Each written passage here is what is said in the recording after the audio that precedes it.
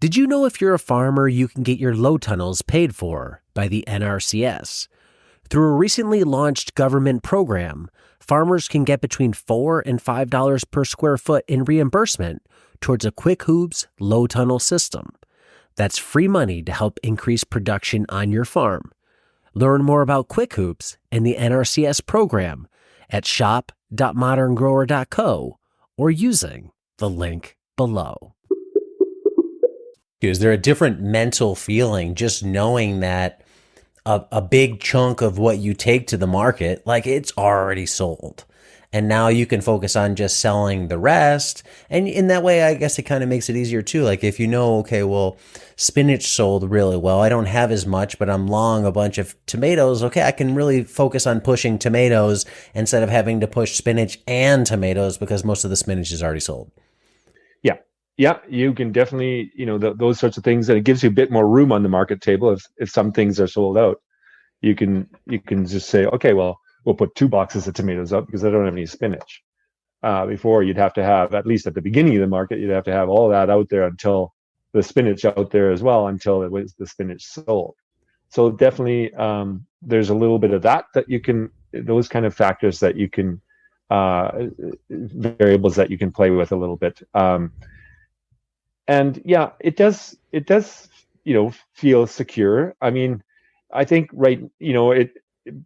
I kind of like to see more of it sell through the store just because it feels like a more secure feeling. We're now, getting back into the summer again. Do you offer the same product pricing and quantities online as you would at the market? We decided that the online store is going to be a bunch of extra work. And we're going to need to put that, somehow capture some of that extra work back in pricing. And we felt like, well, it's also a convenience for our customers, and they would be willing to pay for it. So what we did is we just tacked on 25 cents onto every item that we sold. So if an item was $2.50 on the store or on at the market, we would just charge $2.75 on the store. We can offer some other things, like it's easy for us to offer maybe some different pack sizes that we wouldn't offer at the market, for example. So that's something that we can do on the store. And so there's a few things like that we do that you can only get through the store. Okay. And that's our way of also incentivizing people to use the store, because, okay, if you want this item, it's in short supply. It's going to sell out. Like I said, the first few weeks of cherry tomatoes, we know they're going to sell out because they just aren't producing what we know we can sell. And so if you want it, the stores people are going to get it first. So there's your incentive. That's how I see it anyway. Right. Yeah. What about on the fulfillment side? So there's a couple ways I've heard farmers do this if they have a market pickup. One is they just go to market like they normally would. A customer comes and then they pull the product from their offerings and assemble it there and say, okay, Joe, here's your stuff. The other way is you have a list of orders and you pack them all separate. So they're already bagged, boxed. You go to market with those bags or boxes. Joe comes up.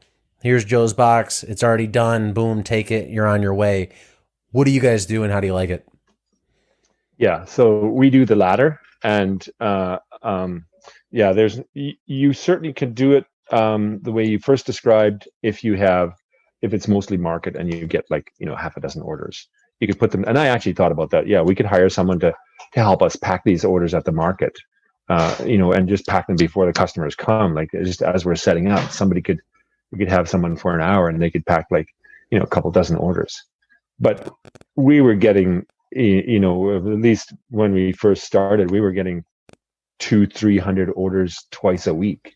And there was just no way that we would do that, be able to do that at the market. And they would, and if there's any issues, you're kind of screwed at the market. You can't really say, oh, let's run out and grab another head of lettuce because I know I got it out there. Yeah.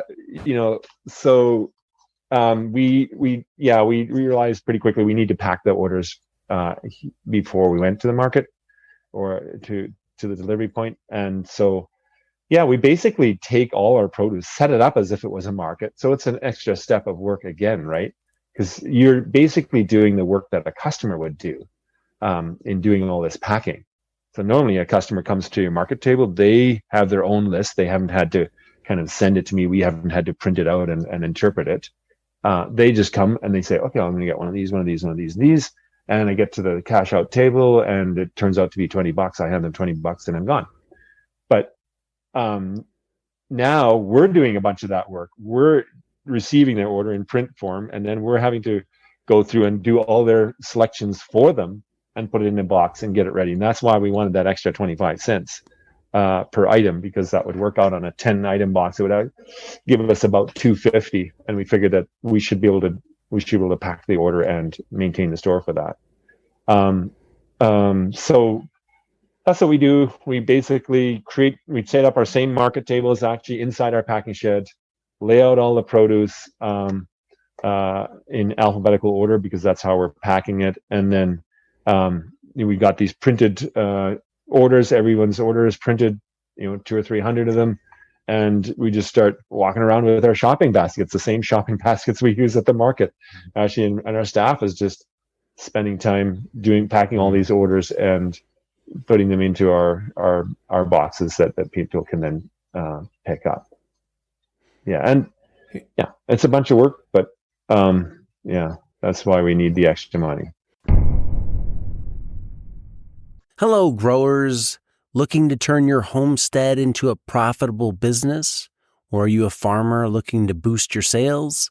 Check out my book, Sell Everything You Grow.